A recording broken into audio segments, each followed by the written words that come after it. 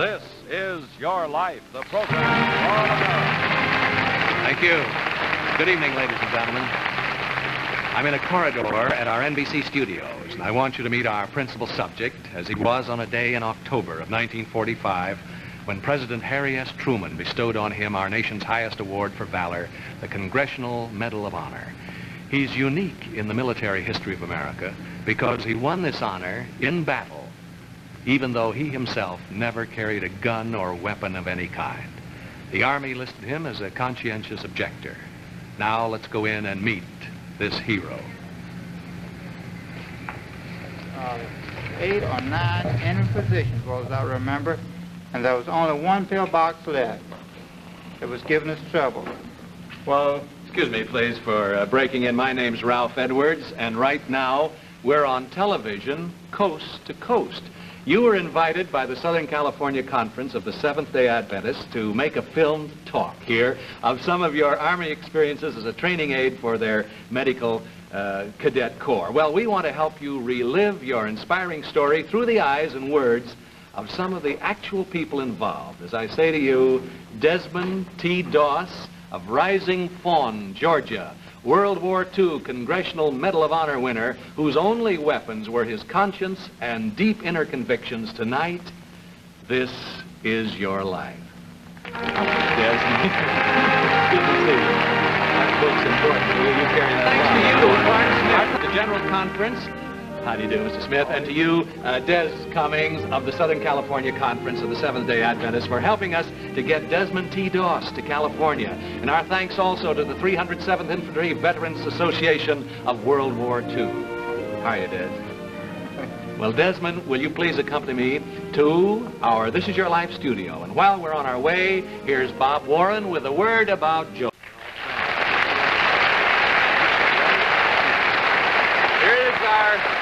Chair of Honor, Congressional Medal of Honor winner Desmond Doss. Please sit down. Des, we have many surprises in store for you. This is your life.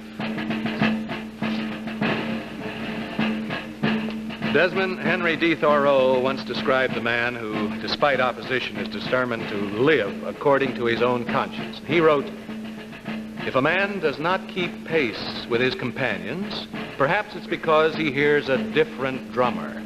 Let him keep pace with the music he hears." You are one man who dared to be different.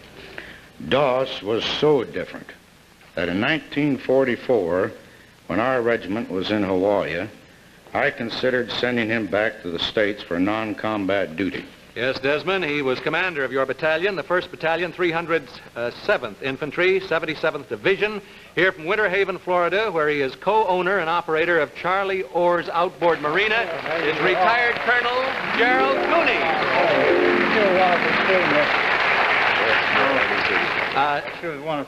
When you were in Hawaii, why did you consider sending Desmond Doss back to the United States, Colonel Cooney? Well, you know, that was our last chance to weed out the few men that we felt were unfit for combat duty. Now, you know, Doss was a medic. And, you know, the fighting in the Pacific was so deadly and treacherous that we even had to arm our medics.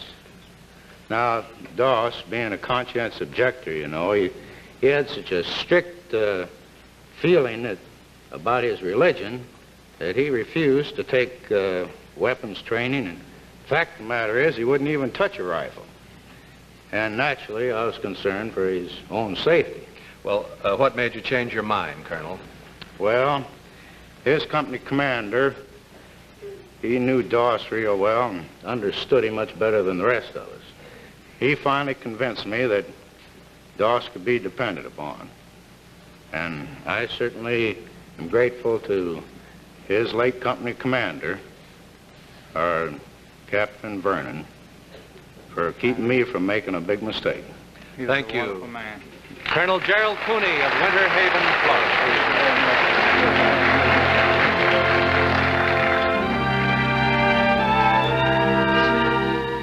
Your faith, your deep-rooted principles, your refusal to compromise with your conscience, and your compassion for suffering which are to help make you a living legend of the 77th Division, finds their beginnings in your childhood. When and where were you born, Desmond? In Lynchburg, Virginia, February the 7th, 1919. You're the second of 3 children born to William T. and Bertha Doss. Early in your life, you become deeply interested in your religion. Dad, as a member of the Missionary Volunteers of the Young People's Society, you began to learn how to take care of the sick.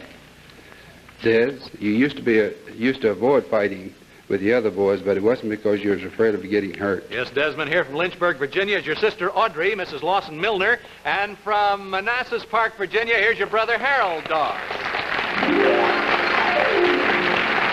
And look over there, another surprise. Here from Lynchburg, Virginia, are your father and mother, William T. and Bertha Doss.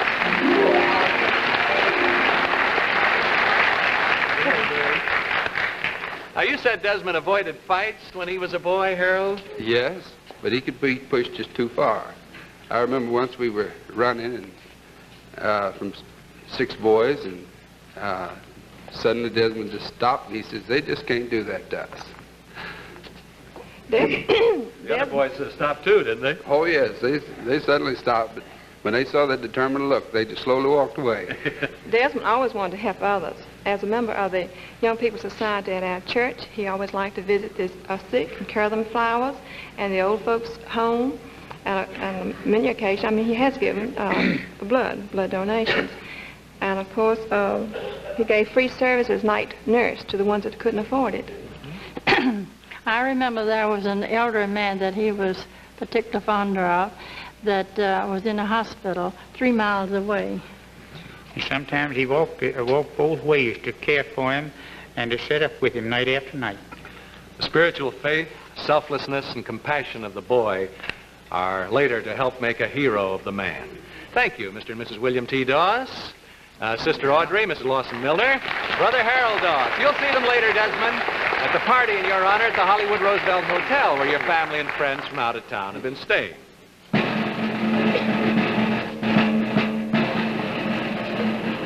1935, a depression year. You decide to leave school, go to work. A mutual interest in your church draws you and a certain young lady together. You fall in love, and on August 17th, 1942, you and Dorothy Schutte are married in Richmond, Virginia. But before that happy event, Desmond, when we enter World War II on December 7th, 1941, what work are you doing? I was working in Newport News shipyard, Newport News, Virginia. You're also taking training in the Medical Cadet Corps of your denomination. April 1st, 1942, you're inducted into the Army at Camp Lee, Virginia. Your classification is 1AO. Now, what does that mean, Desmond? Non-combatant. We believe in serving our country in any way possible other than having to take life. Yes. Or, as the Army described it, a conscientious objector. You become a medic, but you refuse to compromise with the strict tenets of your religion. You constantly request passes on Saturday, your Sabbath, even on maneuvers, so that you might attend church off post. You do this even though you must work 24 hours on Sunday to make up for it. You refuse even to touch a weapon when you're attached to combat units, and this leads some officers to try to secure you a Section 8 discharge. Now, what is a Section 8 discharge? Well, I understand it means that I was just getting off of... Mentally or emotionally disturbed, right. Is that right? Although, Briefly, sir. Although the major said not necessarily meant that, but I was just a little too strict on my religion. Well, briefly, what did you say to your superior officer when you were told this discharge was in process? Well, I told him that I didn't feel like I was much of a Christian, that I could accept a discharge off my religion, and I couldn't accept it. Mm-hmm. And the Pentagon accepts your reasoning, and you're not discharged. But many officers and men still consider you a shirker. And when the time comes for the 307th to get into action on Guam, they're to discover how wrong they were. We'll learn about this in a moment. Right now, a word about dreams. He says, I'm still shaking. This is worse than combat, he says. Now back to This Is Your Life. Desmond T. Doss, recorded as the only conscientious objector to win the Congressional Medal of Honor. 1944, as Colonel Gerald Cooney, your battalion commander in the 307th Infantry, has already told us, in spite of your refusal even to touch a weapon, he decides in Hawaii to permit you to accompany your regiment into combat as a medic. On July 24th, 1944, the 307th Infantry lands on White Beach, 2, Guam. Here in the midst of fierce and dirty jungle fighting, tropical downpours that soak into steaming bodies and mud that clutches like glue, time after time, under heavy fire and in exposed areas, you drag the wounded to safety. I saw many instances of Desmond Doss's unbelievable courage. He was a lieutenant in the company to which you were attached, Desmond, Company B. And here from Sacramento, California, where he owns and operates the Midtown Auto Supply Company, is Onless C. Brister.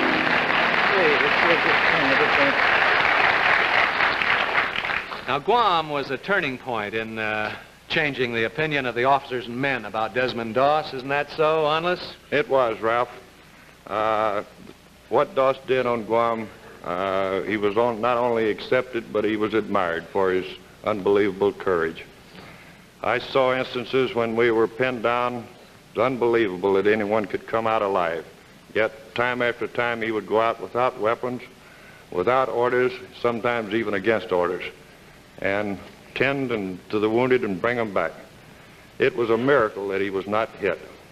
Desmond also gave spiritual help to his buddies, didn't he, Onless? He certainly did, yes. When we were about to go into combat, he would get down and say his prayers. Many of us would say them along with him. Knowing that he was there gave us an unbelievable amount of courage. Thank you, Onless C. Brister of Sacramento, California.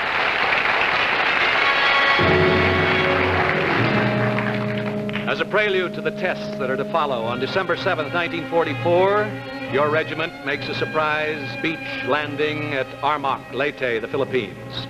For your outstanding courage on Leyte, you're awarded the Bronze Star. Near the end of April 1945, your regiment, Desmond, is in Okinawa, committed to some of the bloodiest, fiercest fighting of the Pacific War. The entire advance of the American forces is held up by the enemy, dug into caves, tunnels, and pillboxes on the Maida Escarpment. Now, what was the Maida Escarpment, Desmond? Well, it was a cliff where the top stuck up more than what it was down below. Mm-hmm. And it was... How high? Well, I sometimes think the Army gives a little more than what I estimate it to be. I think they estimate from around about 50 to 125 feet, I mean 75. But I didn't think it was more than maybe 30 feet, maybe where we went up and down the rope cargo net that we put up to scale up and down the cliffs. Yes. Well, it was almost solid coral, wasn't it? That's right. And then it was flat on top, sort of a flat top. And it was very rugged. B Company, what were you going to say?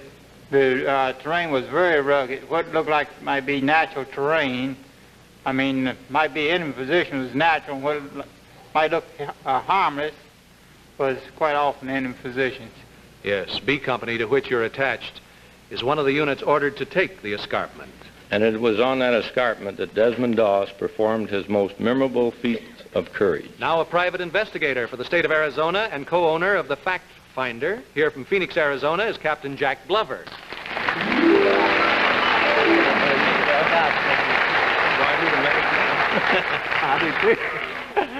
You were at the company command post when B Company was ordered to make the attack, weren't you, Captain Glover? Yes, Ralph, I was.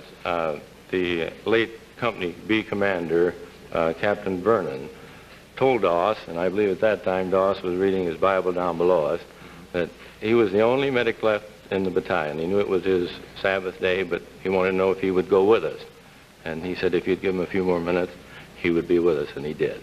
Mm-hmm. Well, what happened when the attack was made, Captain Glover? Well, we fought many days on the escarpment there. They put cargo nets up so that we could get up it.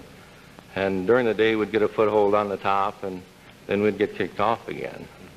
And we had such intense enemy fire that at one time we had so many casualties that we had to leave some behind. We had to give orders to withdraw. There was one able-bodied man that refused to withdraw, and that was Doss. And as the official citation reads, Private Doss refused to seek cover and remained in the fire-swept area with the many stricken, carrying them one by one to the edge of the escarpment, and there lowering them on a rope-supported litter down the face of a cliff to friendly hands. How many men did Desmond Doss save in this way, Captain Glover? About 75, Ralph. I think it was the most heroic deed that I have ever seen.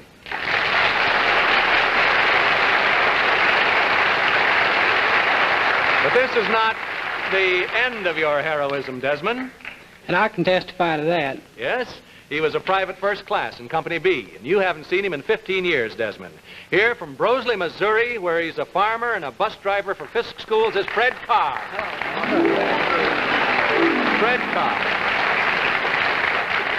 Well, now, after Desmond Doss's exploit, fierce fighting continued on the escarpment, didn't it, Fred? Yes, it did, Ralph. I saw Doss repeatedly go out among heavy enemy fire and bring the wounded back to safety. And on May the 2nd, Doss, when I was wounded in the face, you gave me a morphine shot and bandaged my head and led me back to that cargo net. 5 days later, I was wounded very seriously in the left lung and left knee, and Doss was the only medic left at that time. He came down and gave me courage and dressed my wound, gave first aid to the other 3 men that were hit with me. He sent us back, and he remained there under fire. Doss, I owe you my life. Thank you, Captain Jack Glover. And former PFC, Fred Carr.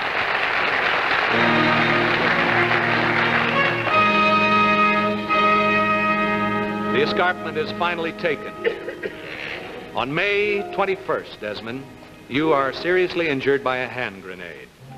As litter bearers are carrying you to the rear, you're caught in an enemy tank attack. And seeing a more critically wounded man, you crawl off the litter and direct the bearers to give their attention to the other soldier. This with 17 pieces of shrapnel in your body. While you're awaiting aid, a sniper's bullet smashes through your arm. And yet you crawl 300 yards to the aid station. Hospitalized, you're brought back to the United States.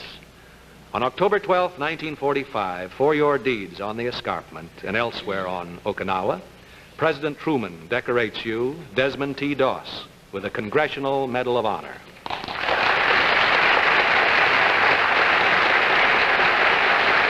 Although the war is over for you, Desmond, there's a treacherous enemy that will attack from within, and you'll need all your courage to overcome it. And we'll learn about this in a few moments.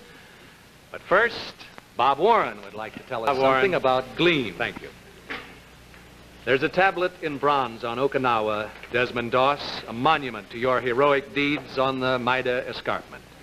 There's a symbolic monument to you in the name of the camp of your denomination in Michigan, where young men who train for medical service are there. Camp Desmond T. Doss. And there's a living monument to you in your son, born on September 15th, 1946, and here from Rising Fawn, Georgia, are your wife, Dorothy, and 12-year-old Tommy. Come on out here, Tommy and Dorothy.